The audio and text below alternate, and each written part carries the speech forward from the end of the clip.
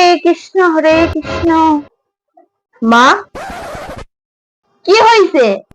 এই নিন শাড়ি, আপনার জন্য আমার বাপের বাড়ি থেকে পাঠিয়েছে। কই দেখি তো। এইটা কি শাড়ি দিয়েছে? দেখতেই তো পুরান পুরান লাগতাছে। কেন মা, কি হয়েছে? নিঘাত একেবারে কম দামি শাড়ি।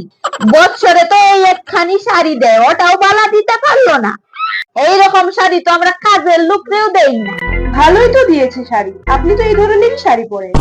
এইরকম একটা শাড়ি দিলাইছে, তাও আবার মেয়ের শ্বশুর বাড়িতে, কোনো একটা আক্কেল নাই। ভালো একখান শাড়ি যখন দিতে পারতোই না, তাহলে এইটা দিয়া ঢং করার কি দরকার ছিল? আপনার তো ভালো লাগবেই না, কেননা আমার বাপের বাড়ি থেকে যে দিয়েছে। আমার শাড়ির অভাব আছে নাকি? আমার তো আলমারি ভর্তি শাড়ি, এই শাড়ি না দিলেই পারতো।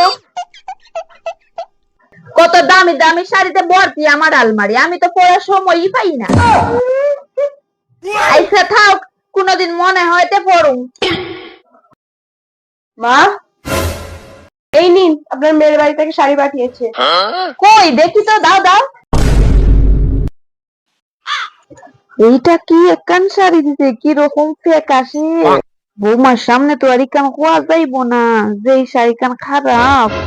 ও মা, কত সুন্দর শাড়ি দিছে আমার মেয়ের বাড়ি থেকে। নিশ্চয়ই অনেক দামি শাড়ি, একদিন পরতেই হইব। এই শাড়িটা আপনার ভালো লেগেছে? এইটা দিল আপনার মেয়ের বাড়ি থেকে। হ্যাঁ, পছন্দ লাগছে, ভালোই হইছে শাড়িটা, কি খারাপ আছে? দেখতে তো শাড়িটা ফ্যাকাশে, মনে হচ্ছে নেতিয়ে গেছে। আপনার মেয়ের বাড়ির পছন্দটা তো খুবই খারাপ। এখন তো দেখছি আমার বাপের বাড়ি থেকেও খারাপ। এর থেকে তো ভালো শাড়ি আপনার বাড়ি কাজের লুকই পরে। তাও আমার বাপের বাড়ির শাড়িটা পরারও মতো, এটা তো পরারও যোগ্য নয়।